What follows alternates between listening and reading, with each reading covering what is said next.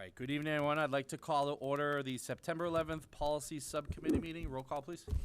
Member Dugan? Present. Member Reed? Present. Member Satterwhite? Present.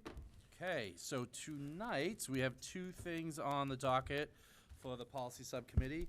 The first is the LVTI admissions policy, and I'm guessing that's why Principal Gallo is here joining us tonight. So Principal Gallo, I invite you to come on down to the microphone and talk to us a little bit about that.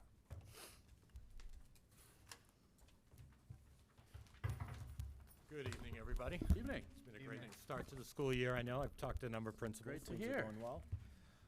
So we are presenting this early. A couple things. There has been some significant changes, as you saw in your policy, with when the Board of Education met in May. They are mandating now lotteries and weighted lotteries for admissions to any career technical education school. So we have developed a policy, as you saw. The one thing that we did notice is within the policy, it now allows us to completely accept, it doesn't prohibit us from accepting our 8th grade students fully into Lynn Tech. So one of the issues that we've had is, you know, we have these students that come in 8th grade, and halfway through the year we tell them, you know, thanks for coming, see you, you're not going to stay here for the 9th grade. And it's been a real challenge, you know, and then I kind of, you know, tongue-in-cheek say, well, you know, then at the end of the year we give them a belonging survey and say, hey, do you feel like you belong here, even though we told you we don't want you here? But, you know, and I say that because the look on these kids' faces, it's tough, you know, because they came wanting that. So with the new policy, it allows us to admit them into 9th grade. And I'm going to go a little bit about how we're going to do that, because we have to do it on a 2-step process. So our current 8th graders were not admitted under this policy. So they have to reapply for 9th grade. So for this year, our 9th grade is going to be the weighted lottery. I'll explain a little bit about the weighting. It's not a significant weighting like before. That weighted lottery with everybody else. The weights include 4 things. It includes 37 absences within the last year and a half without looking at any data before 7th grade. And it's as of the date of application. This is based on chronic absenteeism, a year and a half if you're out 27 days, but the way it was written doesn't really say that. So if somebody goes in November 1st and has 36 absences, even though they will probably be on path to be chronically absent, they still get that ticket. The second ticket comes through discipline, which is if a student does not have any 37H, 37H and a half. Those are the most serious. Those are the arrests, the drugs, the weapons, the assaults on staff members. So if they do not have any of those, they get an extra ticket. And the third one we decided to keep because I think in our old policy, one of our favorite parts of the policy was having the students do the artifact. So that artifact is the, not awareness, but I forgot the exact name. But what it shows the interest in the school. It shows them the interest in the school. Last time that was part of our completed application. But now we can't have it considered a completed application. We consider it as an additional ticket. So students could get up to 4 tickets. My guess is pretty much every student's going to get 4 tickets. And I know that sounds like we're doing a lot of extra work, but I think with this new change and when the Board of Education set up these regulations, as CTE schools across the state, I think most of us are going with these tickets. And I'll explain when we get to the 8th grade how that's going to make it even more difficult. The part we're not doing is awareness. So the regulation said you can count awareness as a completed application. Awareness deals with open houses, students attending open houses. And our thought is, you know, that some students may have, the parents may work multiple jobs. Their parents, they may not live with their parents. There may be a number of reasons why they won't be able to come to our open house. So we figured that that's actually I didn't see that as very equitable just for a completed application. So we left that out. We're not considering that as a completed application. So our application must open November 1st, and we can close anywhere up to March 1st. And I believe we discussed closing January 23rd, which is the last Friday of second quarter. And we're going to work alongside the other two admission schools with that date, so that all the dates open and close at the same time. By statute, we must open November 1st, by what the regulations say. So we are going to have the lottery for our 9th grade being accepted into all 360 students. That's where our number is now. If that change, obviously, depending where we are with new programs, if that number changes, we'll adjust that number. So there's no numbers listed in here. Now, for this year, and the reason we're doing this early, is we want to run the same process for our 8th grade. So we would run our 300 8th graders through this admission policy. Now, here's what I say. It's not 9 because it's a third of the number of time and being chronically absent. If they have 27 or more absences in the first half of their 7th grade, then they don't get the ticket. So it's kind of a little, because we cannot look at anything in 6th grade. Same thing with 37 H's, H&1/2 if it happens in the first half. So we kind of limit some of that. And we consider just not doing the weight, but I think that might be a question for when we look at this policy and then when we change it for the following year. And I'll explain that. So we're going to bring those 300 students in. We're going to bring 360 into 9th grade. Those 8th graders will remain with us at the end of the year. Then they can decide to stay with us, and if they do, they're with us. If they want to apply to one of the other schools in Lynn, they're free to do that. And that we must allow them that ability. For incoming 9th graders, we will now have 60+ seats. So if all 300 of our 8th graders want to stay, then we would have a lottery for incoming 9th graders, 60 students at least.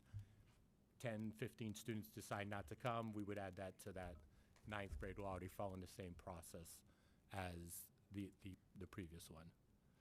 So a lot of the other language, I don't know if you have specific questions on it, because some of that language has been in here where it talks about non-resident students, those types of things.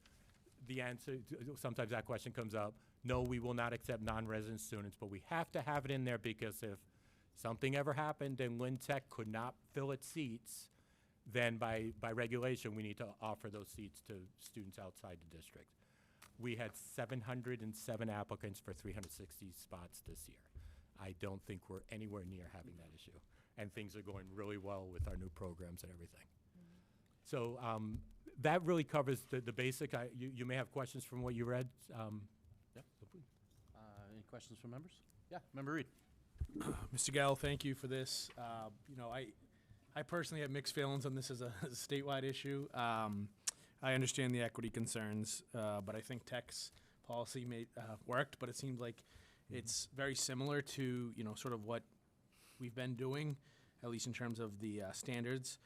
Can you explain, I'm just a little confused, what is the change? So we had similar standards with the interest in the discipline record. So now instead of hand-picking these people based on these, it's just strictly the lottery? Because it doesn't look like much has changed substantively. So we actually, part of our application did have a lottery. Right. A weighted lottery. So we've already had some experience with lotteries. About 25%, 20 to 25% of our students came in under lottery. The difference is, and what I think really started, our policy. So when I started, 4 or 5 years ago, we were starting to attract. We were becoming a prep school, I'll just be honest. It just felt like we were attracting high academic students, and we were kind of losing our mission. So the one thing that we did that I think was important was we flattened our academic curve. We still kept it, where we had A to C worth a certain amount, D's and F's work less and less. Our attendance, we had to go by chronic absenteeism with our percentages. So it was all based on these score numbers. But the big thing we did was our interview. Which was done in the students' preferred language, where we had trained with a rubric. And that's where really a lot of differentiation came, where students were coming with us, and that interview was really geared towards interest in CTE. So I think we were doing the right thing, but unfortunately, many other schools were not. Yep. So we were, they just made a blanket statement. So the real difference is it's all going to be on lottery, and that'll make a difference. Because I think more and more students that I heard that didn't get in, that were more of the students like, so what were your future plans? And they really weren't in the trades. So that's really the difference. Just to sort of piggyback off your last point, so do you think now there'll be more applicants into the school because it's a lottery as opposed to students have a different perception of if they can get in or not? I don't think so. Again, 707 is about half of Lynn Public School 8th graders. I hope it's not anymore. But it really goes to show that, really across the state, across the nation, career technical education is on the rise, and that's why we're really looking at ways to expand what's being offered in CTE and growing that way. I do hope, again, I wish we could give seats to everybody because it is such a need. Some of our hard trades, our construction trades have wait lists. So we're even looking at expanding some of those. We're looking at opening new programs. Our construction craft labors just opened, and one group of exploratory students, and they were just beaming after a week in there. And half of what they did was set up the shop. So it's just exciting to see. So it's some good stuff going on. Thank you. Thanks again for your work on this. I mean, I guess the silver lining is we have the, sort of 8th graders can stay throughout the whole, time in high school. So thanks again. That's the part I like the most about this is being able to keep them. Agreed. Because we wrote took love and care for them, and then we hate losing them. Yeah. So Thank you. Member Gately. I really like the points per subject, and I wish I had this packet in August when I ran into someone that was asking me about the requirements to get into tech, because they were lambasting me on it. So at least now I have this, so I can say, it's not all like A students getting into tech. It's a system where they have a point system, and I think it's really good. So thank you for that. yeah, And I'm glad we're, sorry, can I clarify? yeah, The point, that's actually to get into the shop programs, yeah. which is different. I don't, if that, so if a But- kid gets into the shop program, we're keeping the same thing we do now. So getting into Lynn Tech is going to be just luck of the draw. Is really what it's going to be. What is it going to be? It's luck of the draw. It's a lottery. Even though it's weighted very little, and it's really not going to, the weighting is not going to have a significant impact on it. And that's why we've really debated on that. I just want to make sure that was clear. Oh, thank you. Yeah, that second page that you're looking at is admission into individual programs. So when I see that man again, I'll tell him it's weighted. Yeah. It's a luck of the draw. But the other thing is, what was it I heard about tech being in, like, the top in the state?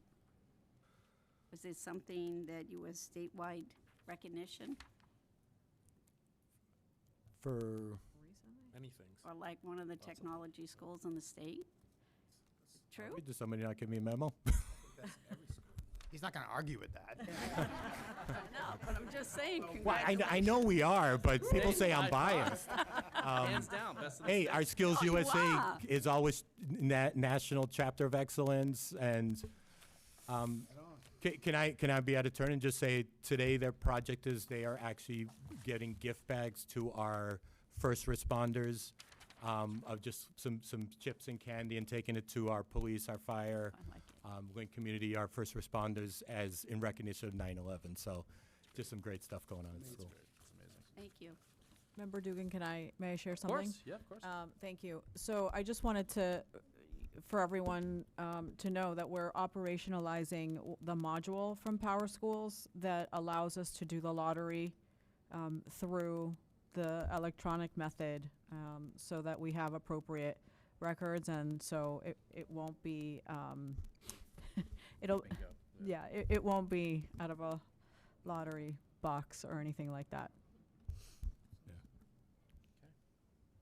Member Castellanos. Thank you so much, Mr. Gallo. Always a pleasure to have you here. I have just a question around the waiting list piece. So when we have students on waiting lists, or, you know, I know that's not, I don't believe that's going to be changing, right? So when we have admissions, when our students are on that list, is it going to be the same protocol procedure on how that selection happens? Yes. So once we draw the lottery, that's how the waiting list is created. So next student on the wait list. And again, we're not, by statute, we can't, you know, and that's one of the problems is we can't really add, if somebody comes in late from outside a district, they'd have to go on the bottom because there is no mechanism of rerunning the wait list. There are a couple flaws in how this was designed when it deals with the city schools versus the regionals. And that's one piece I think is missing, you know, but they would still, so when it comes, the students on the who don't get it in the 8th grade, they will have to reapply for the 9th grade. So we will hold that wait list, I believe, until the open of the next application, which would be November 1st. So students will be able to come in pretty much first quarter of 8th grade. And then after that, if any student who did not get in, they would have to reapply for those 60-plus seats in 9th grade, and then they can get in there. And then we would create that wait list would then be the one that works through their whole 9th grade. For 10th grade, once students, because it would have to be a lottery, but it also depends on shop interest, because they can only go into shops that we have openings in. So we'd have to go down the wait list, finding out what shops they want and bring them in that way. Thank you. Mayor Nicholson. Yes. I just want to make a quick comment. I know that Tech has had to rethink this a few times because you guys did it on your own, I think, recognizing there was an issue, as you said. Then we had the Discovery Academy and the 8th grade expansion. Then we had this state regulation. So that, you know, that's been a lot of movement, and I think you guys have been really thoughtful and reflective as you've gone through this and done a great job thinking it through. And a couple of things I want to point out. One, you know, I know there's been a lot of turmoil, as Member Reed pointed out, at the statewide on this issue, and it seems like everybody agrees the ultimate answer is to add capacity. And Lynn Vocational Technical Institute has figured out a way to add multiple shops and dozens of seats for our students, which I think is a huge win for our district. And the other thing is, for those students who are still on the wait list, just a reminder that we do have the After Dark program for folks that are still interested in developing those vocational skills, and just a plug for that. So, thank you. Thank you. All right. Seeing no further questions, I think we need a motion to put this to the full committee. Yeah, make a motion to put the new Lynn Tech admissions policy to the full committee. Second. All right, roll call, please. Member Dugan? Yes. Member Reed? Yes. Member Satterwhite? Yes. All right. Thank you, Principal Gallo. That was very informative as usual. Thank you. Thank you. All right. Next up for the policy subcommittee, we have policy JEBA, which is the maximum age for school admission and attendance policy. And I believe we have Attorney Gallo who's going to guide us through this one tonight. So, Attorney Gallo, the floor is yours. Good evening. Thank you. For the record, Lynn Public Schools Compliance Officer Charlie Gallo. Good evening, Policy Chair Dugan, members of the full committee, members of the administration, superintendent, and mayor. This is the second time in as many Septembers that I'm following Fred Gallo at the mic. No relation, but gallows of a feather flock together, it would appear. All right. Max age. So you have a one-page document in your packets showing proposed changes to policy JEBA. That's the document with strike-throughs. You have a second, shorter, clean page, which is the proposed new JEBA. You may recall I visited this past June and provided you with a letter from Attorney Katie Meinault, so I won't go over it in great detail, but I'll just do a quick cliff notes, and if you have questions, I'm happy to take those. The special education law in Massachusetts defines a school-age child as someone aged 3 through 21, so that means through 21 until their 22nd birthday. The legislature has not specifically defined the ages for general education students, but does have a statute from the 90s that tells Bessie, the State Board of Education, to do so. They have not, districts have done so on their own. And as you know, Lynn has had various ages over the past really 6 or so years. Subsequent to your most recent vote, there was newcomer guidance from DESE, which suggested the gen ed age should be the same age as the special education age, and the policy you have before you does that tonight. Prior policies were made based on data outcomes for students. This policy that you have before you tonight is based on guidance from DESE that was subsequent to your most recent policy. So that is a Cliff Notes version of what I've presented a few months back. I'm happy to take any questions or expand on any aspect of that, of course, tonight. Any questions or comments from the committee?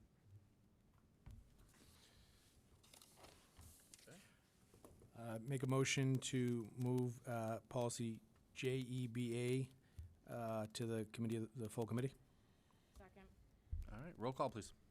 Member Dugan? Yes. Member Reed? Yes. Member Satterwhite? Yes. Okay, thank you. Thank you. And thank you, Attorney Gallo. Yeah, clean one tonight. Thank you, appreciate it. All right. All right, so we'd need a motion to adjourn. Make a motion to adjourn. Second, roll call, please. Member Dugan? Yes. Member Reed? Yes. Member Satterwhite? Yes. All right. Thank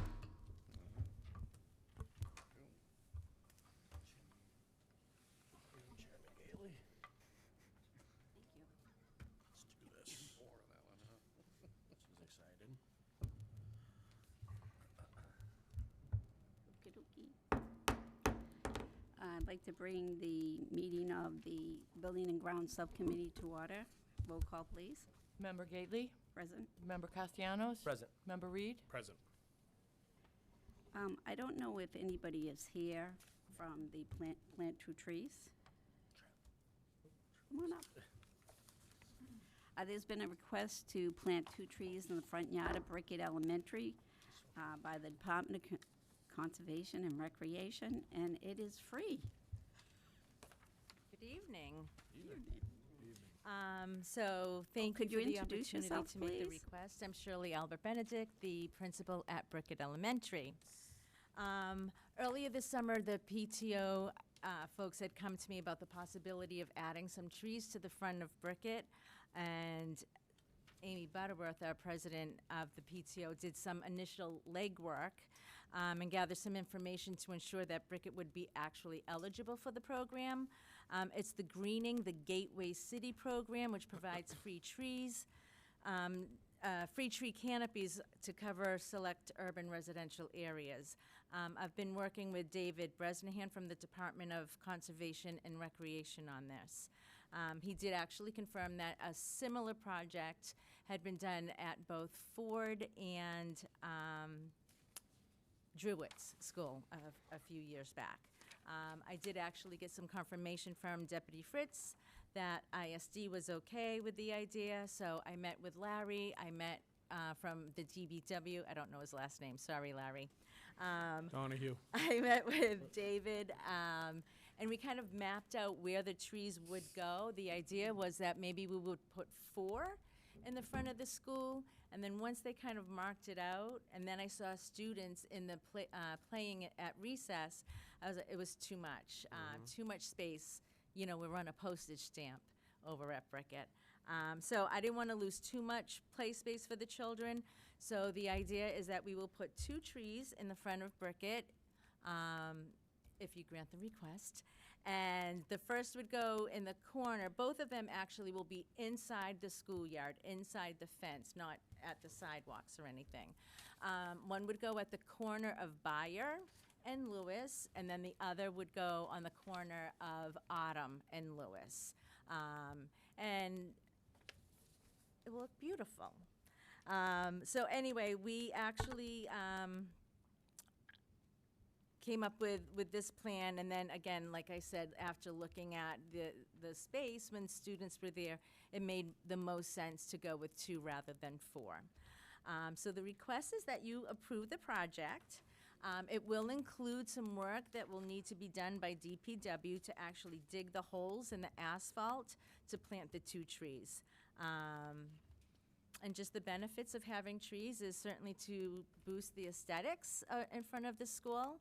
It would provide shade for students and staff in those harder months. That the front of that building is baked all day by the sun, so that would be such a benefit for us. Trees are good for the environment, especially in densely populated areas like Brickett. And it's also going to help build our Brickett community. The Brickett Community Neighborhood Group has agreed to actually water the trees until they become established. So it goes just beyond our Brickett school.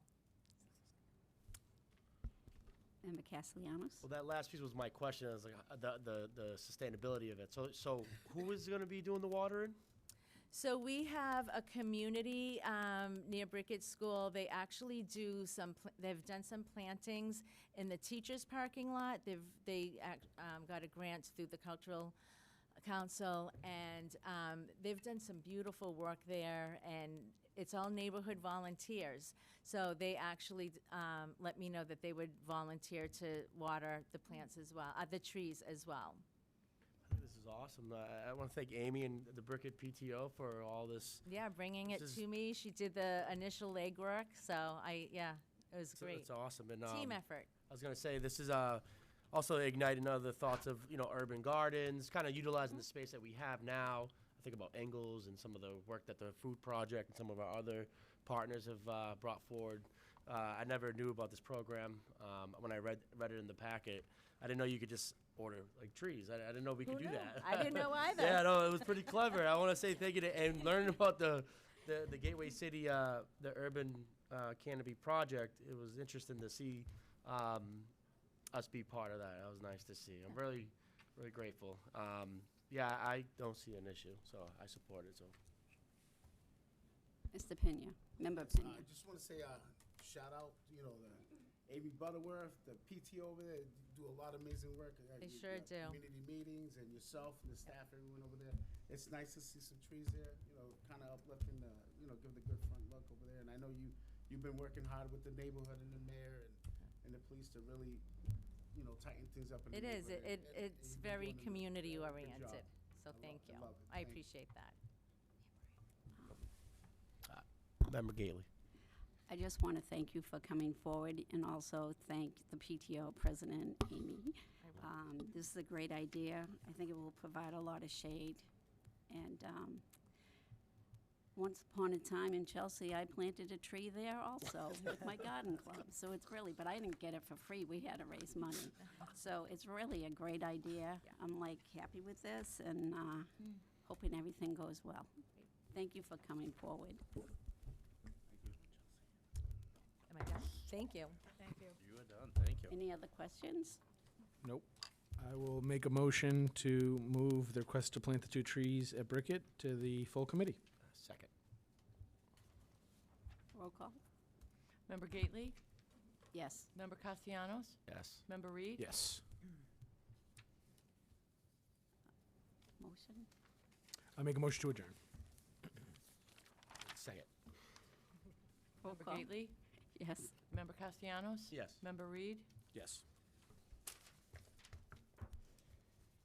Great. So that concludes the subcommittee. So we'll go into open mic if folks are ready. The open mic policy. Open mic session is designed to provide an opportunity for citizens to express their views on matters of concern to the school committee. The sessions are not designed to encourage debate or lengthy exchange of views, but are to have the committee understand numerous points of view. The committee would appreciate speakers keeping their presentation at 3 minutes in order to accommodate as many people as time permits. The chair reserves the right to limit the number of speakers on the same topic to 3. All speakers must be all speakers must be at least 18 years of age or enrolled in high school in Lynn Public Schools District, having discussed their views with a student government representative. The chair reserves the right to rule the speaker out of order if they feel that the speaker's comments are personal in nature. If a speaker's comments are directed at a school committee member or a member of school administration in attendance, that member, through the chair, may address the individual. And we do have one person signed up. If you could state your name and address. First is Jennifer McCarthy.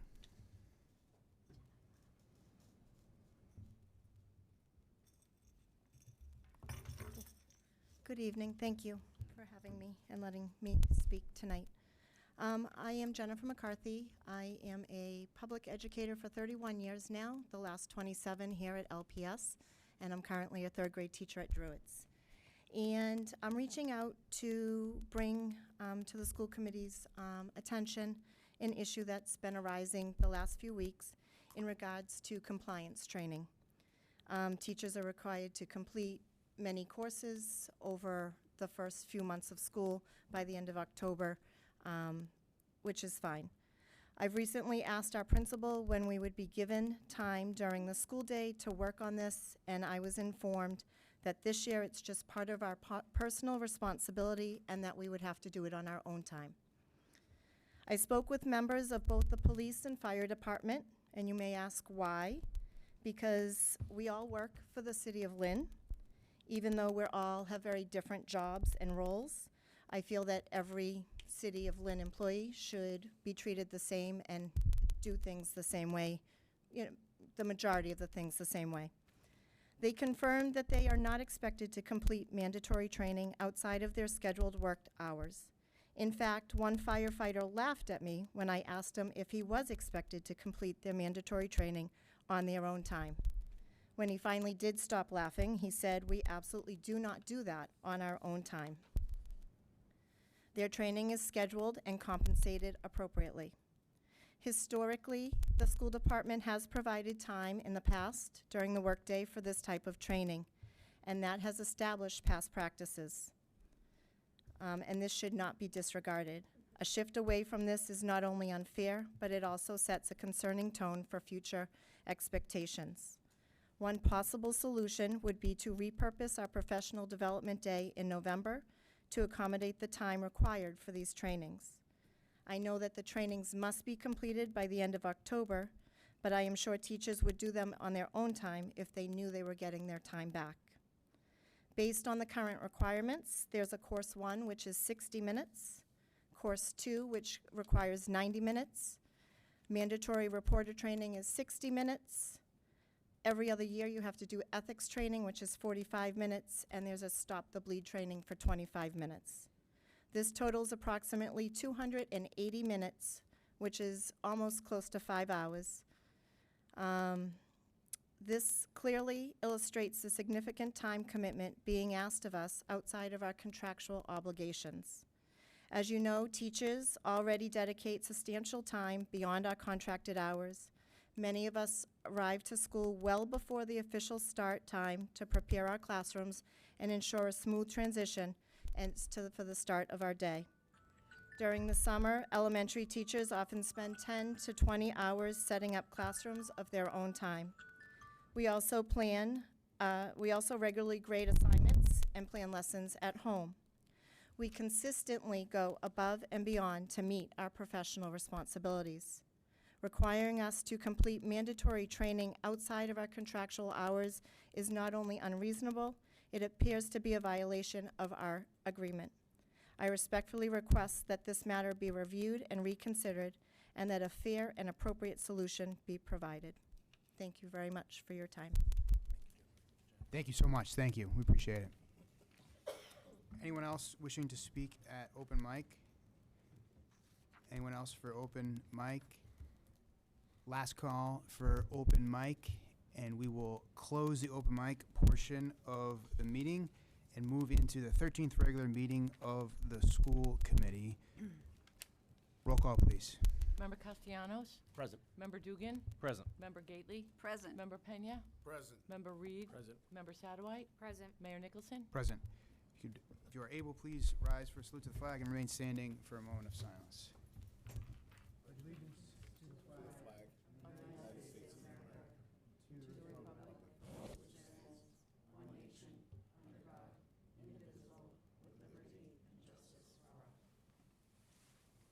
Please remain standing if you're able for a moment of silence in memory of John Sheehan, retired teacher, passed away July 6, 2025.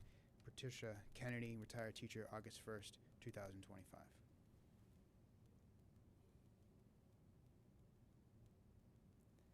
Thank you.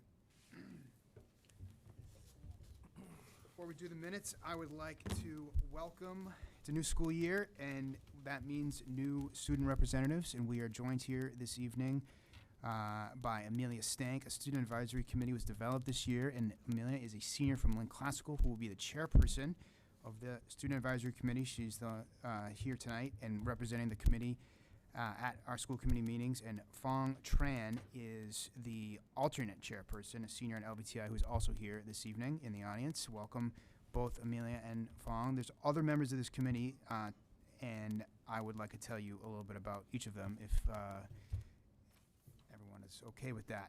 Amelia Stank is a senior at Lynn Classical. She's an exceptional student and leader whose academic dedication and personal character shine throughout all she does. These are from her guidance counselors, if that's not clear. Let's go. She is ranked first in a graduating class of 428. Pursues every opportunity to challenge herself, is in 6 advanced placement courses and early college since 9th grade. By the time she graduated, she'll have earned 27 college credits. She's a member of the National Honor Society, AP Scholar, recipient of the Harvard College Book Award. She chooses activities that reflect her interests and values, pouring energy in areas where she feels she can make a difference, serving as president of the Lynn Classical Newspaper and Creative Writing Club, as well as the Social Justice Club, where she organized a panel discussion featuring influential women. In addition, she adds her voice to the inclusivity panel, creativity as part of the dance team, supports her community in the City of Lynn Youth-led Mental Health Committee. Wow.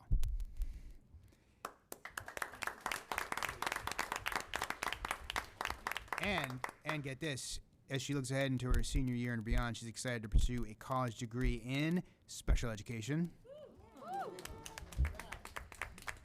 with hopes of pairing with a minor in dance or expressive arts, continuing her academic interests with her love of creativity and connection. Welcome. We're thrilled to have you here, Amelia. Nice. Thank you.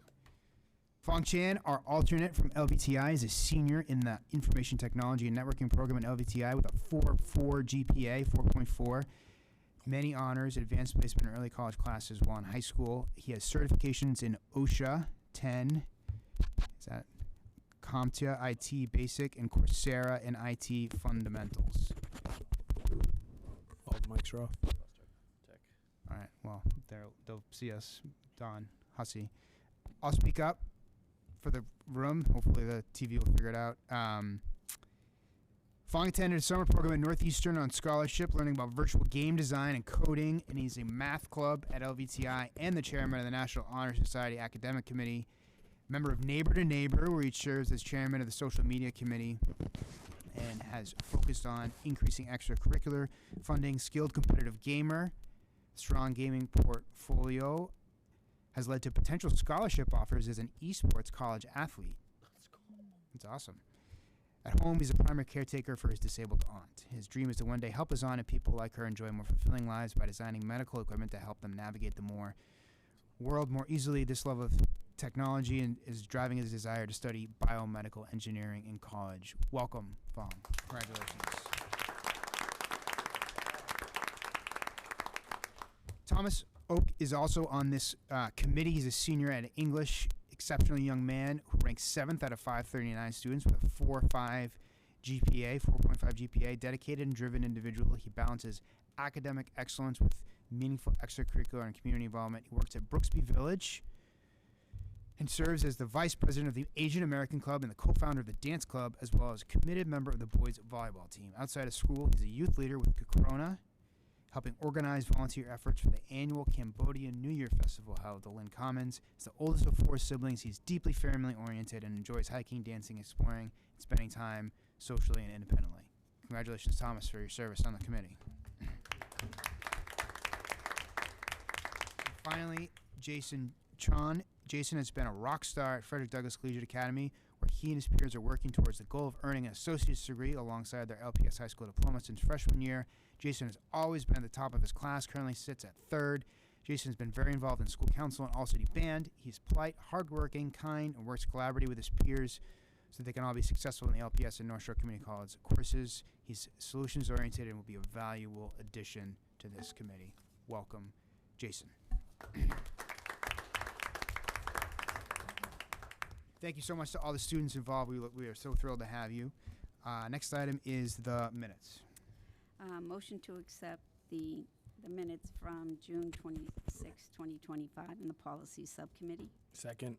Do you want to take them all? Do you want to do them all at once? Do them all? Yeah. Okay. Buildings and Grounds Subcommittee on June 26, 2025, and 12th regular meeting on June 26, 2025. Motion made, seconded. All in favor? Aye.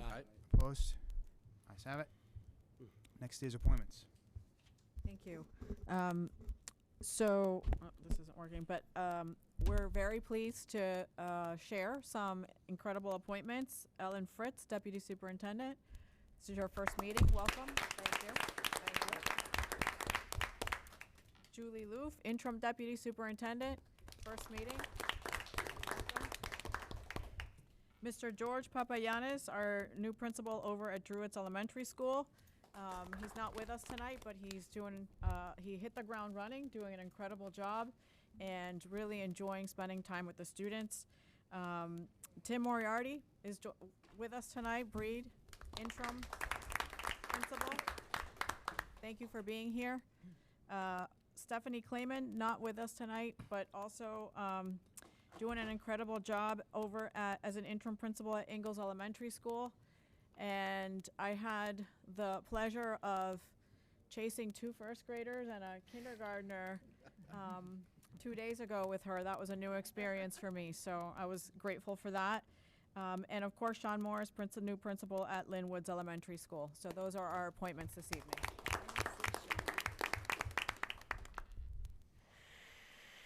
Wonderful, thank you. Next, we have presentations and the MTSS framework. I just need a minute to hook up. Yep.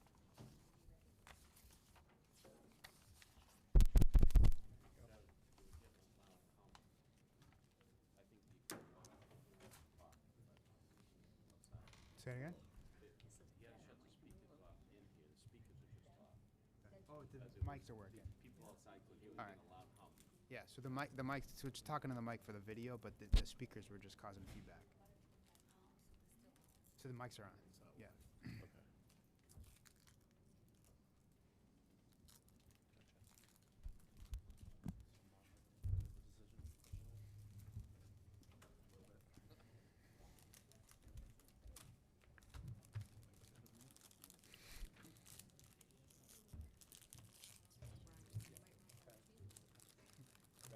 I got them at home. I don't know. I got like Fort Knox. Got plenty. I go to great length to make sure I have it. Their microphones aren't really working in here. The people that are watching.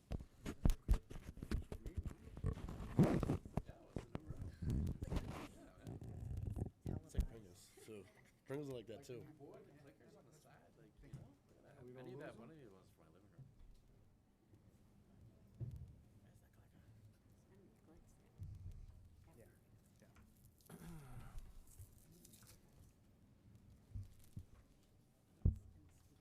All right, did everybody get their, oh, this aren't working, I think. They are working. They are working. Yeah, they are The working. speakers are working.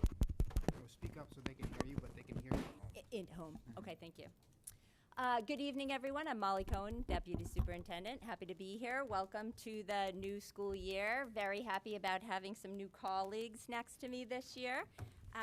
This presentation about the MTSS multi-tiered system of support framework is going to actually frame the work that we do all throughout this academic year.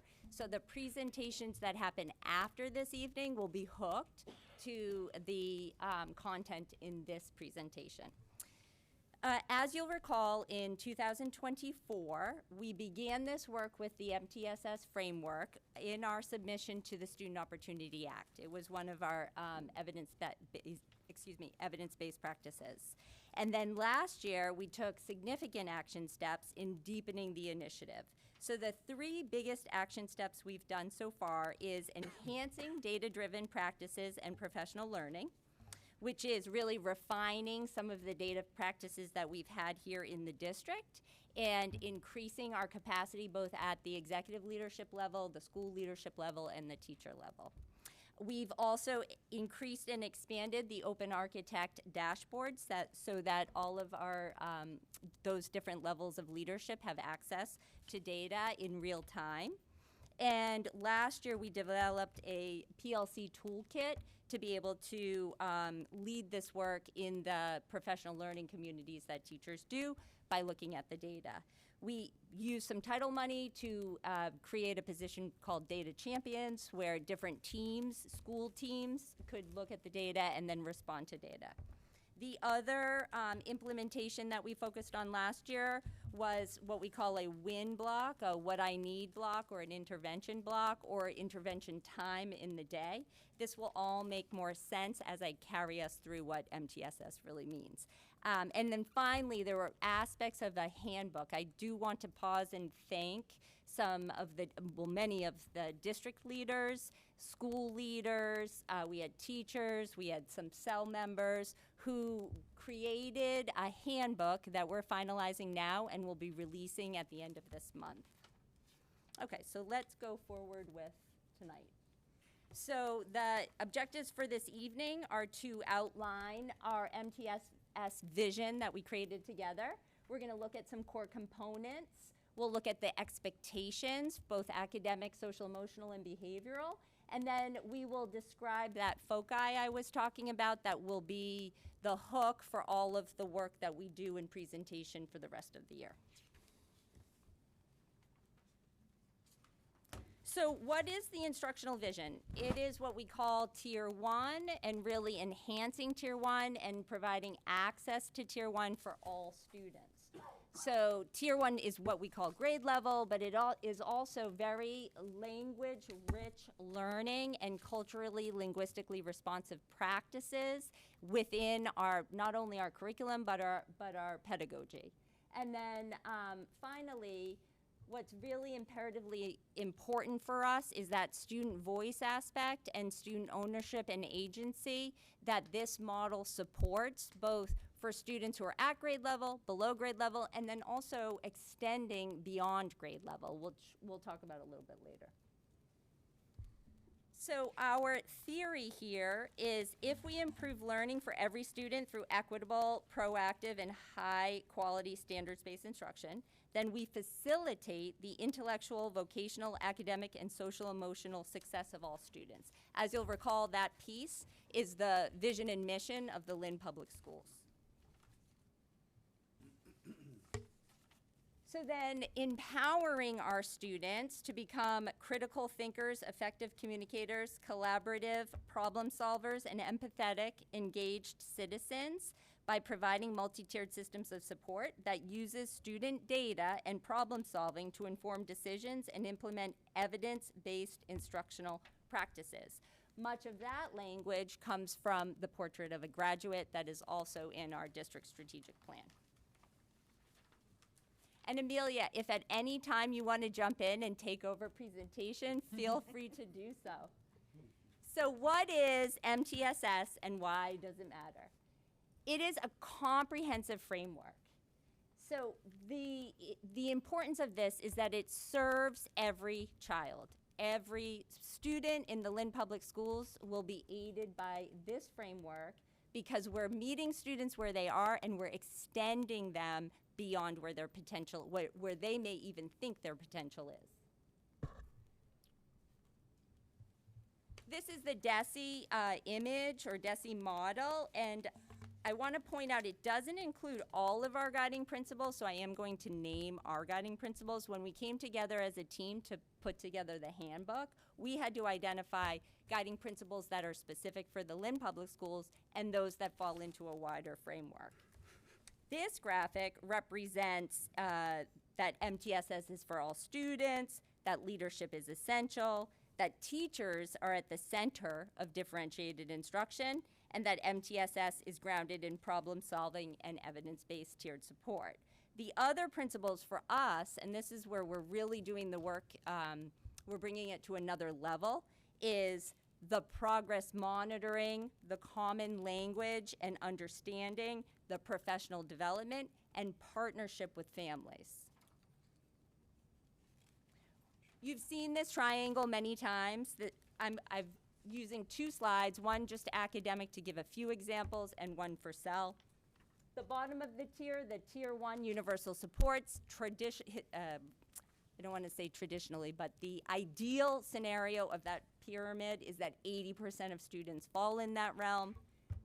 So that is what all students get. Tier 2 is the students who are slipping below the tier 1 and they need some support to get back to the grade level work, but all the while we don't want to remediate below tier 1. So this is additional support to ensure that they have the foundational skills to be able to access grade level work, if that makes sense. What has happened in the past is teachers have slipped into remediation, and then time is taken away from tier 1. So that's why MTSS is critically important, because we want to ensure that we're utilizing our time well. And then tier 3 is when you have some intensive support for students. You might have a reading specialist or a special educator to support around IEP goals or very specific needs of a student that also go alongside tier 1, but not in place of tier 1. And then the Cell examples, so when we talk about our social emotional supports for students, for all students, that would be a social emotional curriculum, or the social emotional team is part of our adoption teams. When we're looking at curriculum, they are also looking to see if the CASEL competencies are integrated into the curriculum.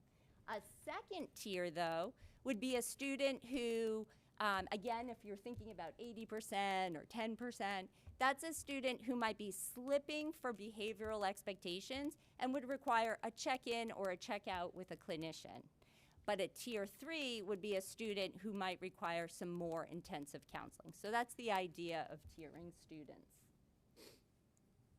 This was what I was talking about earlier, what is and what it isn't. And so what it is a framework for everyone, looking at where students are, providing the resources that they need to be able to perform at grade level, at expectation, at excellence and high standards. What it isn't, and where it was confused historically, was a tiered intervention or remediation. This is something that we have to be careful with when we're talking about our time, because you cannot remediate a student to grade level work. If you are not exposing a student to grade level, then they are not learning grade level. Right, exactly. So I also, though, want to note that MTSS is also for advanced learning. So this year, Deputy Superintendent Fritz, I just wanted to say Ellen, Deputy Superintendent Fritz and myself, we are partnering with a accelerated learning pilot at the DESE, where we have one school at the elementary, one school at the middle school. And in this partnership, they're actually going to PLC together, because they're talking about tiering 2 and 3 grade levels ahead, which is really exciting work. So we're looking at having some 4th grade, I think it was 4th grade teachers, working with like 7th grade teachers, and where is that alignment? So when we talk, that's why this graphic is so important, because it's not tiering below, we're talking about advancing student experiences.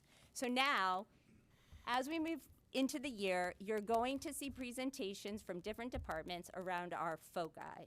We're focusing on these areas in everything that we do. So it's differentiated instruction, scaffolding, meaningful feedback, and writing across the curriculum.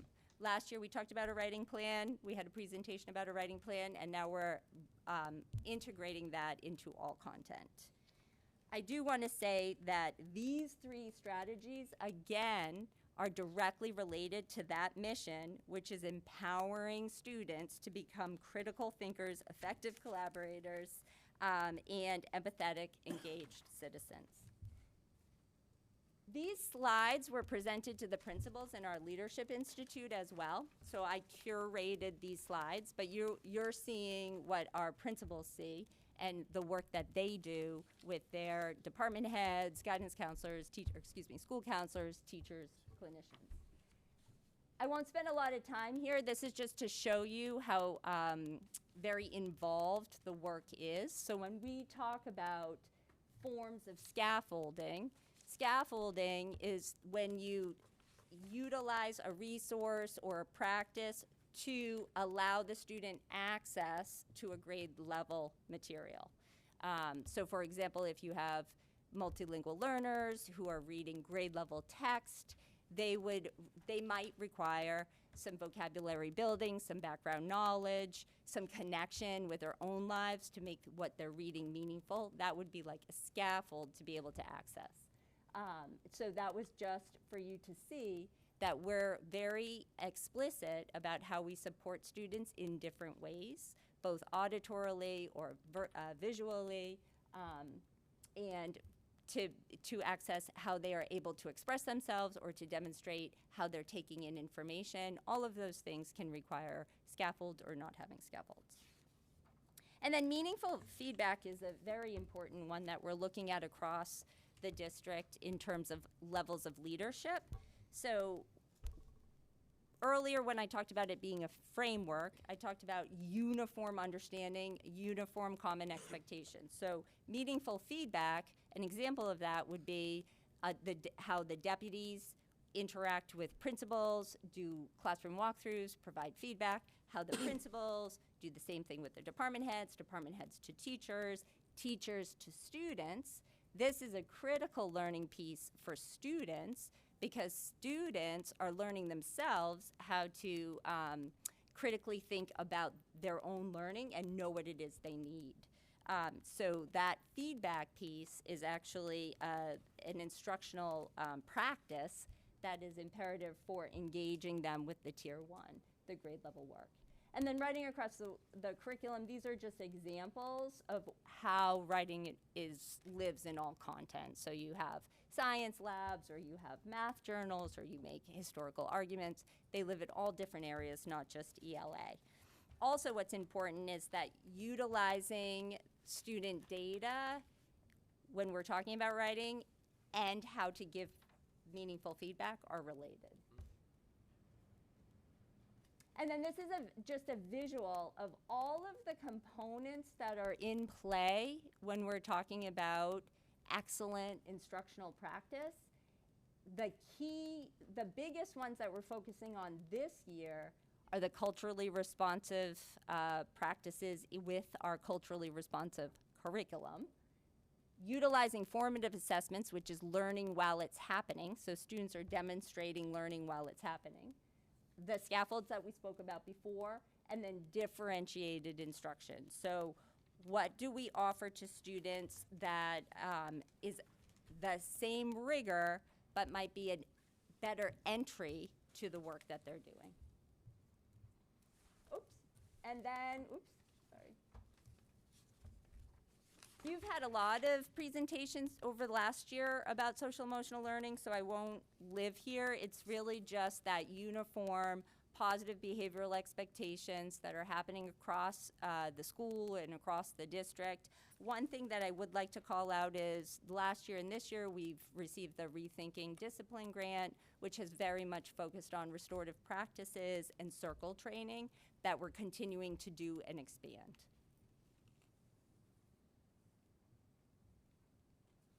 So the key to MTSS is the data decision making. You have to know where your students are in order to be able to tier them.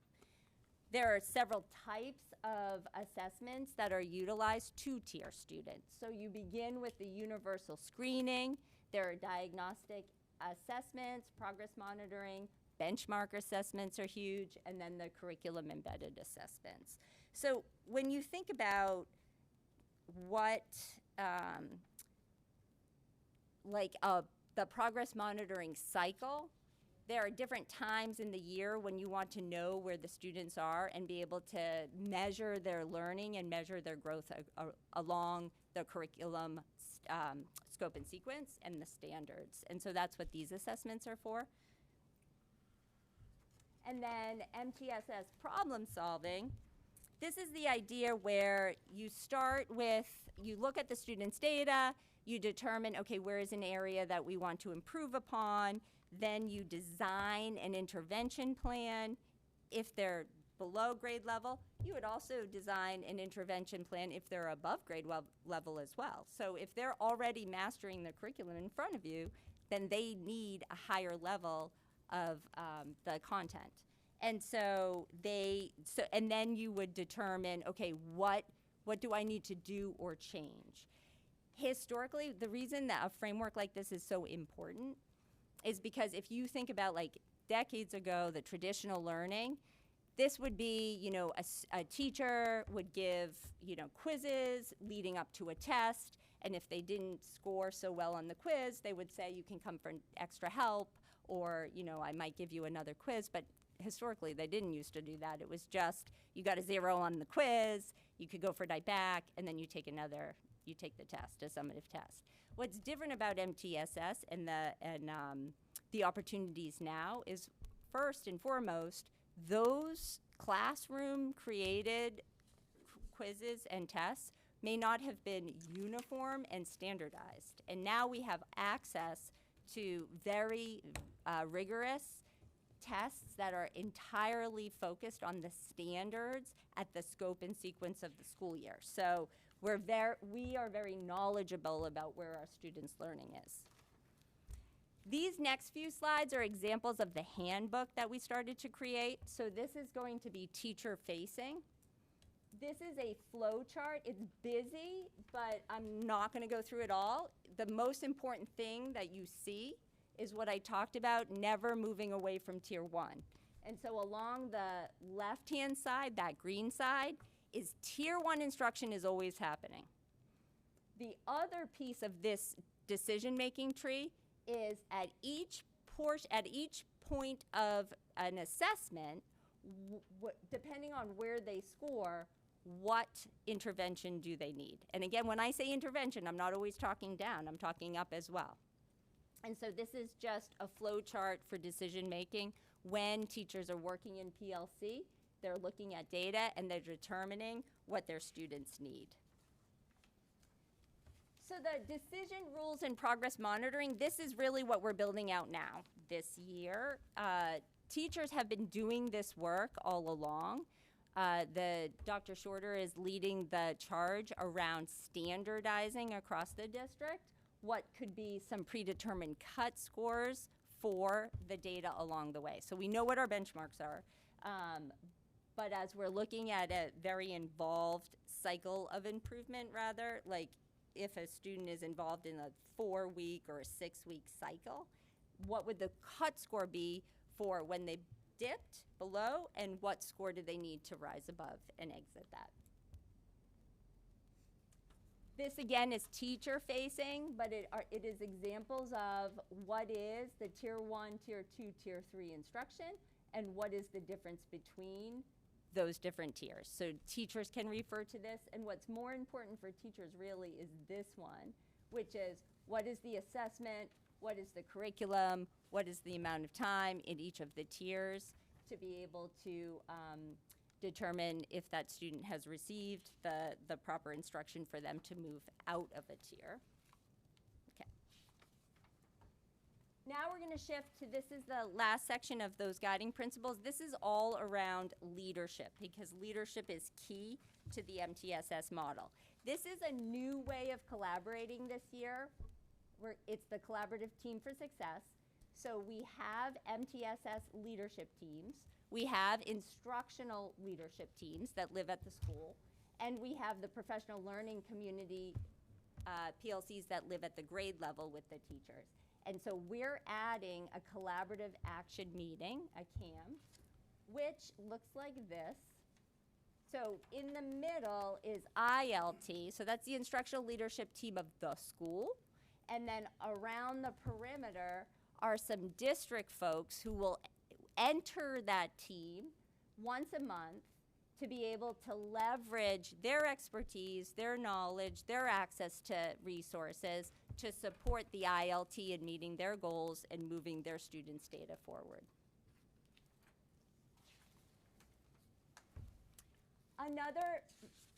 little shift. This has been happening along the way, but we're better defining what learning walks look like. So if you'll remember, I think it was 2 or 3 years ago when we came forward and we talked about the learning walks we were doing in schools. Now we have several types of learning walks. So we have a district instructional leadership team that will go through classrooms and collect data, make observation about the instruction that's happening. As well, we have principal rounds. They've started that last year where they're going around schools as principals looking at different instruction in different buildings.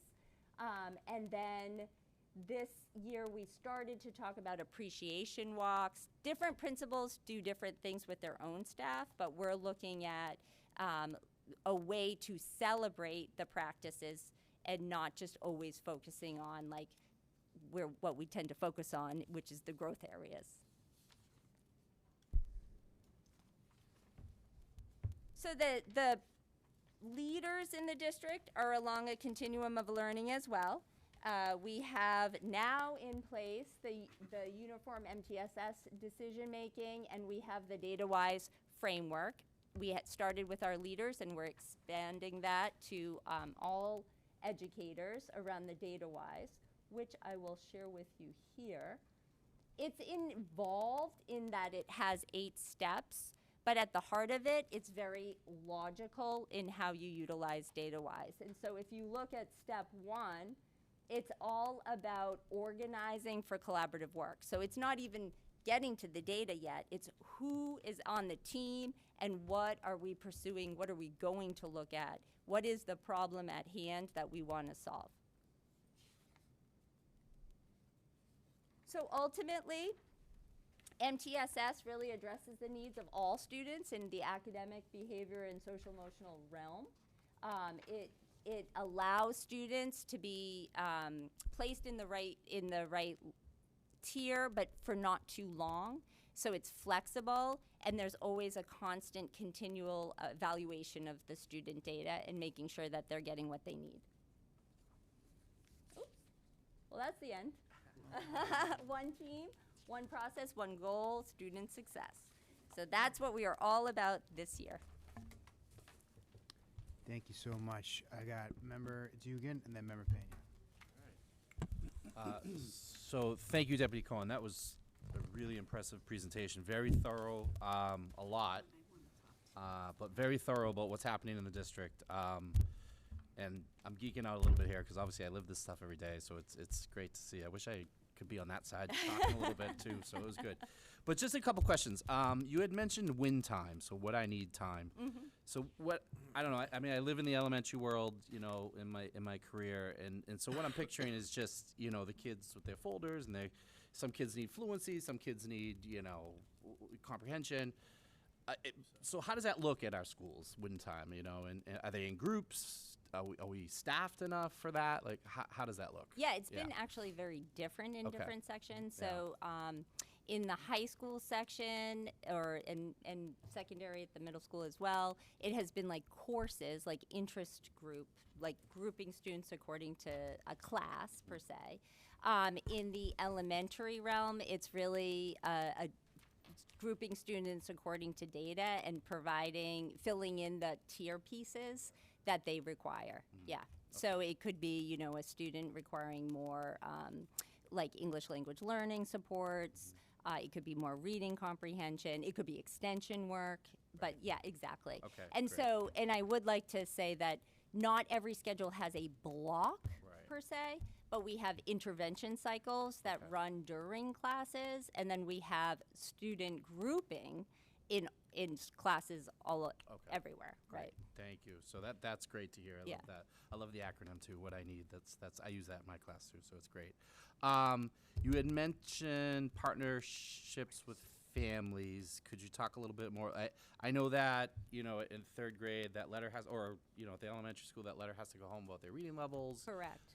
But a little bit more about that, like with how's that gonna look? It's challenging, right? Because we are still building out a FACE plan, so a family and community engagement plan, But in regard to this, where we are at this level, it's involving families and students in understanding their own data. So if you think about having team meetings or data meetings instead of like your traditional parent-teacher meeting, having a student-led meeting, and having that meeting not be, I got an A or I got a B, but having that meeting be like, this is where I scored, this is a realistic goal to move my score here, this is what I'm doing, but having it led by the student. And having the involvement on the family side about how then can we partner with families to support that student's goal. That's very interesting. I love that. I'd love to hear, you know, in the future how that's going. That sounds really interesting. And then finally, I've brought this up a few times, PBIS, and we've talked a couple times how that's kind of sporadically throughout schools. Now, is that throughout the district now? That's common, something we're using all Yes. schools? Okay. Yes, Great. and so you're right. It has been. I think I'm looking back at Dr. Colella because we've been involved in trying to reimagine PBIS. What happened traditionally with PBIS was it was a formal partnership with May Institute, and there was the training around that particular acronym. But you know, truly, I think that the schools do a fabulous job at creating culture and climate and establishing building-wide expectations. And so we're actually shifting a little bit, not so much in the elementary, but a little bit with that restorative practices piece and the really social justice piece. And I have to say that last June, I think it was, we had a lot of elementary principals go through the training and express a lot of interest in pursuing that even further. And that kind of connects to your question earlier around family partnerships, because the circles are really ultimately meant to be led by the students, and that the adult is facilitating the circle. And so we're looking to sort of start to shift more in that direction, as opposed to fall under the umbrella of a partnership with somebody outside of the Lynn Public Schools, if that makes sense. Yeah, and then, so like the May yeah, Institute and or even the DESE is shifting too, because they've started to move towards SEB, So many social acronyms. emotional behavior. many So, acronyms. yes, there are so many acronyms, and I think what we really want to do is pull, rethink PBIS and think more social emotional learning and integrating the 5 competencies from CASTLE into the classroom instruction so it's seamless. And one of the goals we're looking at in the social emotional department, we're exploring with teachers who are interested in this, is partnering on, rather than having this separate curriculum that sits over here, like rug time, for example, integrating that in instruction, which is really what the standards are around collaborative work. Throughout the day. So building that positivity in the schools. Correct. Yeah, and I've seen that firsthand. It's powerful what it can do. So Yeah. I'm really excited about that. So thank you. Yeah. Again, that was a great presentation. So really appreciate it. Thank you. Yeah, thank you. Thank you. Member Pena, Member Gately, Member Castellanos. Presentation, I appreciate it.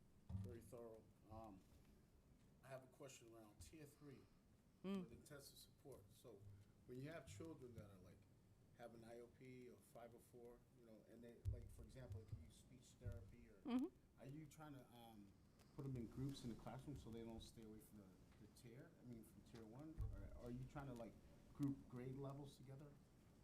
Yeah. So in this classroom, there's always a tier 1 direct instruction, which would be like whole group.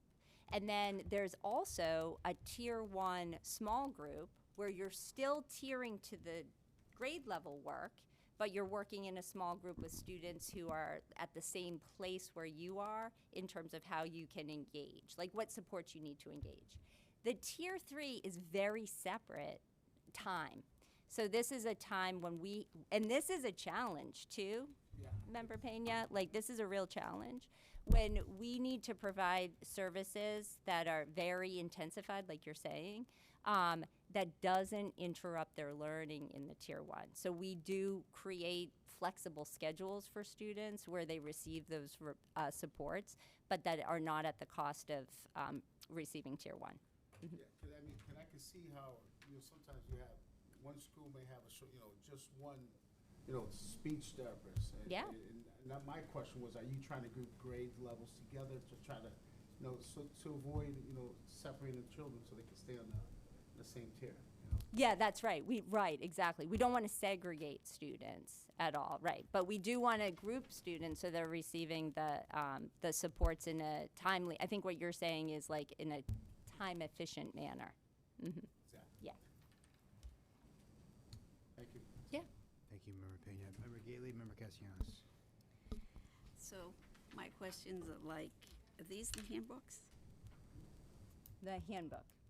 No, that's not, I can't see. no, that's the district student handbook, that's not Oh, the district student. We haven't released the MTSS MTSS handbook handbook. yet. Okay, so my question is why it's gonna go out at a month after they've been in school? So these practices are in place, but they Usually you get them at the very beginning of school. MTSS handbook. Whatever these handbooks are, you should get them at the first day of school. They walk in, they should have this, they should know what they're prepared for. Like, what are you preparing for? The parents should know, they should know their expectations. I think. Maybe I But- can better yeah. address that. So MTSS is a framework that it's not new to Lynn Public Schools or to any of us as educators. We function in this way by delivering instruction. What we're trying to do is provide visuals and a very structured, guided path for teachers to understand how they transition from tier 2 and tier 3, whether it's 2 to 3 or 3 to 2 and then or only 1. So it's not something that this is sort of an ongoing process that we have. We've been implementing many parts of this throughout our schools. What we're doing for the handbook, and we've been working on it for quite some time, several months, is just for consistency across our schools in implementation of the framework. Yeah, it's like codifying the practices into one place. But to your point about opening school, the scope and sequence and curriculum maps are underway.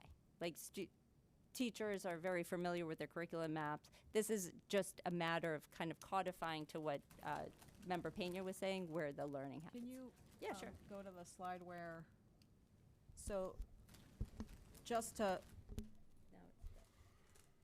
it's not moving. Yeah, I don't know. So Deputy Cohen showed us the slide where it said Massachusetts DESI model. That's, yeah, if you just go.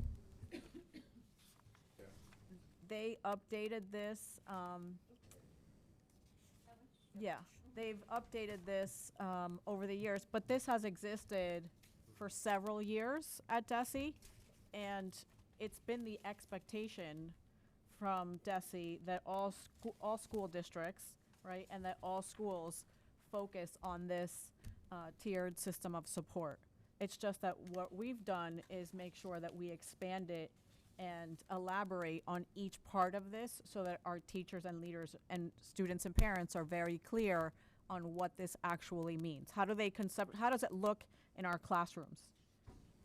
So that's the reason. And we've also been working on receiving a lot of feedback from our leaders and our teachers. So the release is at the end of this month. Okay, and then the other thing, we're constantly talking about data, but I wonder about that poor kid in SPED and dyslexia. Like, how are we going to take care of them? They would be like tier 2, tier 3, or maybe tier 1, depending on where their reading level is. Well, that's the point. So tiering a students don't live on a tier, Right. and not in everything. It's where they learn. So that's why it's important to look at an individual student's learning, because any student could score anywhere based on their knowledge base that they're bringing in to the assessment. And so that's I think what's the most important thing about MTSS, that learning is a moving target, and our job is to always assess where that student's learning is and then bring them to the next level. And I just want to point out for all, clarity's sake, that we talk a lot about universal design learning, UDL. We've talked about that, right, over the last decade, I think, as educators. And really what MTSS is, it clears, right, it makes it very clear what universal design learning is. So that's the framework that DESE has selected, and many other districts around the country have selected. It's just that we're, again, really making a point of sharing what does it involve and what does it look like, and also then taking, that extra step of like, what is the acceleration, which many times when we live in tier 2 and 3, we forget about what is acceleration look like for students that need the acceleration, right?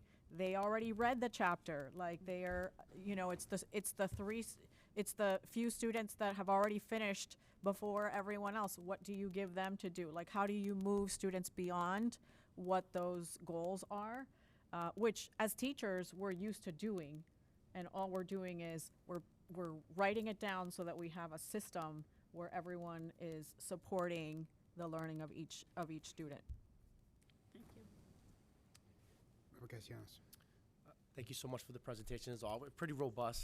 I had a couple, just if you could refresh for the guided I think it was the guided principles for this slide was progress monitoring, professional development, partnerships with family, and there was a fourth one for the multi-tiered system of support. I think we had our own. You were just on the slide. I'm sorry. Oh, yeah. Yeah. What was the fourth one? Brian, was it this? It's the slide that you were just on. Oh, I was. I'm sorry. Yeah, you My- changed my it. Yeah, no, apologies. Slide. Yeah, the DESE sorry. slide. Yeah. So our principles. Could you go through that? Like, Yeah, sure. So the 8 guiding principles were: MTSS is for all students, leadership is essential, teachers are at the center of differentiated instruction, MTSS is grounded in problem solving and evidence-based tiers, progress monitoring, this is the additional one, progress monitoring, common language and understanding, professional development, and partnership with families. Yeah. And that common language and understanding, I think, is the conversation that Member Gately and Dr. Alvarez just had. It's codifying the language and practices in one handbook, staff handbook that could be shared with families. I appreciate that. I also, as you were, this process isn't it's not new. I could clearly see you guys are.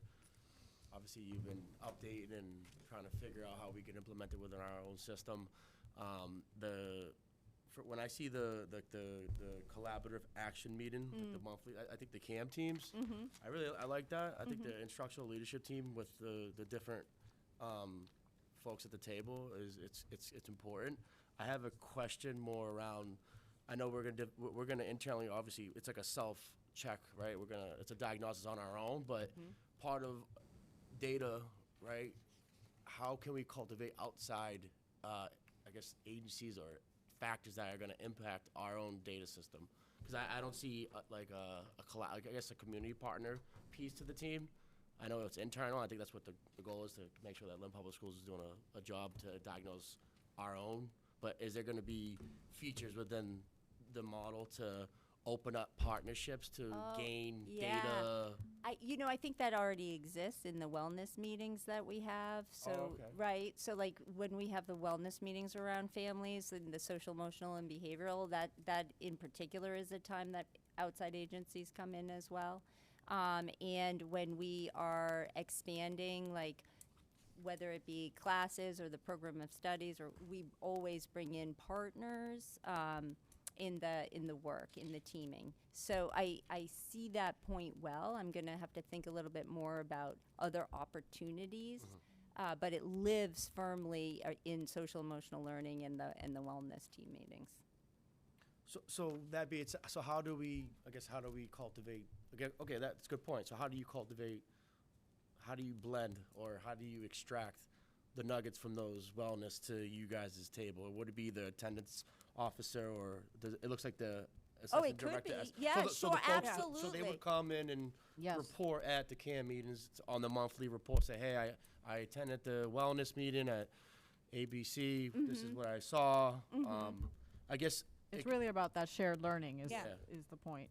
okay. And for the academic piece, you know, always our measure is around the metrics on accountability and what, you know, what student achievement is expected to look like based on the cut scores and thresholds. So it's just going to depend, right? So in that partnership, like we have an ongoing schedule of meetings with DESE around accountability, and especially for our schools that are targeted for assistance. Okay. I appreciate that. My last question would be around the MTSS school leader walkthroughs. There's like there was 6 buckets, right? I know. So how are we going to utilize the information that you guys are gaining through these processes? And also, I figure you guys are going to quantify each bucket has a certain quantified strategy. What is going to be the, I guess, how do you streamline it? Because it seems when I review it, it seems very overwhelming. So it seems like a lot of work. Yeah. So I kind of want to hear how you're going to streamline, or Sure. I guess make it. Yeah, so at the practical. district level, we're working on 3 of those circles, and you might want to go Which to ones? that slide. Sorry. And we've, you know, this is where we started back in August with our principals to talk about, like, what is a DILT walkthrough, right? What is the instructional round? And what is the, you know, the principal rounds that they're doing. So, and of course, appreciation walks are them internally as a team. Like at the district, we don't necessarily look at those, but the entire visit is really around, we've had to refine a walkthrough tool with a rubric, which is part of the DESE rubric, but we've had to make a lot of modifications to it based on the learners that we have in Lynn. So being that half of our learners are English language learners, we've integrated the MLE walkthrough tool into, right, what are we expecting to learn when we go to our classrooms. We've also looked at, you know, what is the inclusion and equity goals in terms of, you know, classroom delivery of instruction, and what do we expect to learn. So there's a rubric there. There's obviously the teaching and learning that goes with the data collection, but it's really about improving instruction and then using assessment data to say, like, how do we calibrate, like, how do we know this is working, right? Because if the assessment data is not meeting the metrics that we've set out, or our accountability metrics that we need to meet, then we obviously have to make changes, and that's what we've been doing to try to create school improvement in each of our schools at, throughout the last year.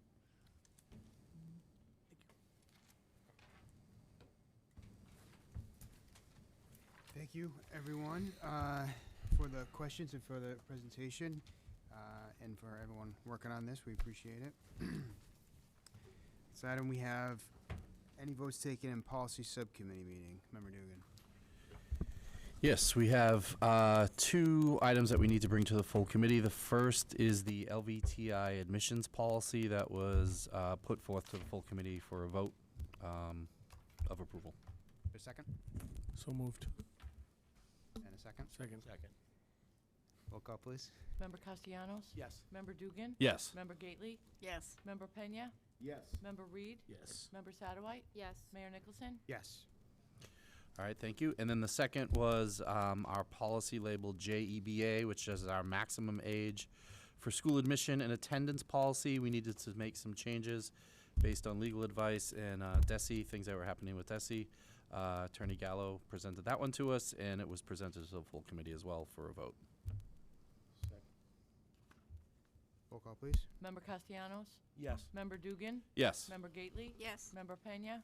Yes. Member Reed? Yes. Member Satterwhite? Yes. Mayor Nicholson? Yes. Any votes in Building and Grounds Subcommittee? Yes, there was. There was a request to plant 2 trees in front of Brickett Elementary, and a motion was made to let them plant those 2 trees in front of Brickett Elementary. Is there a second? Second. Roll call, please. Member Castellanos? Yes. Member Dugan? Yes. Member Gately? Yes. Member Pena? Yes. Member Reed? Yes. Member Satterwhite? Yes. Mayor Nicholson? Yes. How about a motion to amend the agenda to move communications up? So moved. Second? Second. All in favor? Aye. Opposed? Communications and information. Thank you. First, we have the annual information regarding cost, budget, number of school-based arrests, citations, and court referrals pursuant to MGL Chapter 71, Section 37P, in parentheses D. Mr. Charlie Gallo, would you like to join us at the mic to just share? So each year, we're required to provide information to school committee on a number of categories, and so Mr. Gallo will do that this evening for us. Certainly. Thank you, Dr. Alvarez. Good evening once again, everyone. And once again, for the record, Charlie Gallo, Lynn Public Schools Compliance Officer. You have in your packets from me a letter dated September 4th. Just stepping back for a moment, in spring each year, you have various budget meetings, culminating in a budget hearing, typically in June. Within it, you see budget numbers for the various departments. You see school resource officer budget numbers. You see SEL budget numbers. At some point in an ad hoc way, you see numbers around student incidents. I can think back to doing that when we revised the student search policy in, I think it was August of 2023. But those have been sort of ad hoc sharings of informations. What we're doing is hoping to get the ball rolling with a more literal, more strict compliance with the statute that Dr. Alvarez mentioned. This is proactive. This is not as a result of any order or any complaint. But that statute says that annually, not later than August 1st, we'll report certain data items to the school committee and to DESE. I want you to know that those things have been reported to DESE historically in a timely manner. Through Kevin McHugh on the finance side, through the data center, and Matt Cronin on the numbers side. But the second component we're hoping to start now to share in a more formal way and to do so each June or July moving forward in strict compliance with the statute. This was something that really just came up through our work with Chief Reddy. We have been working closely with Chief Reddy to make sure that there's a good annual SRO MOU in place every year, and this is sort of the last leg of bringing us into full compliance in that area. So the letter before you has the cost of salaries for SEL staff and school resource officers and for last year and the budgeted amounts for this year. Thank you to Kevin for including those. You've seen those numbers before in a budget context. There are the numbers of arrests and police referrals in the past 2 years. I put both years so that you could have comparisons. They are similar numbers from year to year. The number of violent incidents, which is a raw number over the past 2 years, almost the same 1 year to the next. And then finally, we included over and above what is required, because it's such an important topic, the number of bullying allegations. And you will see that bullying allegations decreased, by 25% last year than the prior year. Last year, the compliance department took over the oversight of bullying district-wide. What we began to do is not just track allegations, but to track allegations and which of those were substantiated and which were not. And so we now have data to tell you that bullying allegations went down 25%, and that of those allegations that were made, about half were substantiated and half were not. That might be that the facts didn't line up. It might be that there was one incident that had to be addressed and needed to be addressed, but because it was one incident, did not constitute bullying. So those are the items that we wanted to share in that letter. I'm happy to answer questions if there are any, but this is proactively just trying to get into strict compliance with the statute that Dr. Alvarez mentioned. Thank you. Thank you. Any questions? Thank you so much. Thank you. Thank you. Thank you. We get a motion for the executive session, and whoever makes a motion just state the reasons. Yeah. I'll make a motion to go in executive session for the request to approve the executive session minutes from June 26, 2025, and to discuss strategies with respect to collective bargaining relative to the monitors, and request for contract negotiations with for Howard Greenspan.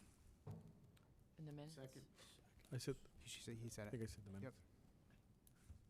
Yep. Did I? Yes. Teamsters local sales. Correct. Yeah, I'm sorry. Yeah. Oh, that's fine. We're just going to go back to communications for a second. So sorry. I just want to take a moment before we go into executive session to thank our students, teachers, our leaders, our staff, and our parents for a wonderful opening of schools. Additionally, I want to thank our chair, Mayor Nicholson, Danye Smith, Tom Bork, and ISD for a very smooth opening in terms of all of the changes that we made. We had multiple locations that were new sites for our students, which we'll elaborate more on and share some photos at our next meeting. And I do want to also, while I can't release full accountability information, I do want to share that at our next meeting, we should have the ability to fully release our information. Our school sites do have the data, and we have been reviewing our district data. You know, we have some incredible news. I want to say that without sharing any details, because it's embargoed still, about 2/3 of our schools have improved in terms of accountability, and that is no small feat. So I'm really excited to be able to share that, hopefully at our next meeting in 2 weeks. And thank you all for our first, a successful first meeting. Thank you so much. Thank you. Did have a motion that was made and seconded. Great. Roll call, please. Member Castellanos? Yes. Member Dugan? Yes. Member Gately? Yes. Member Pena? Yes. Member Reed? Yes. Member Satterwhite? Yes. Mayor Nicholson? Yes. Where we go? All right. Is there a motion to enter regular session? So moved. Second. Roll call, please. Member Castellanos? Yes. Member Dugan? Yes. Member Gately? Yes. Member Pena? Yes. Member Reed? Yes. Member Satterwhite? Yes. Mayor Nicholson? Yes. We took 2 votes that we want to take out here in regular session. The first was to approve a contract with the Teamsters on terms that mirrored our agreement with the Lynn Teachers Union with a 3% annual cost of living over 3 years. Is there a motion to approve in the regular committee? So So moved. Second? Second? Roll call, please. Member Castellanos? Yes. Member Dugan? Yes. Member Gately? Yes. Member Pena? Yes. Member Reed? Yes. Member Satterwhite? Yes. Mayor Nicholson? Yes. And then the other item was a contract to extend the terms of the Lynn Public Schools, Lynn Schools Committee Attorney Howard Greenspan on the same terms for 1 year. So moved. Second? Roll call, please. Member Castellanos? Yes. Member Dugan? Yes. Member Gately? Yes. Member Pena? Yes. Member Reed? Yes. Member Satterwhite? Yes. Mayor Nicholson? Yes. Motion to adjourn? Second. All in favor? Aye.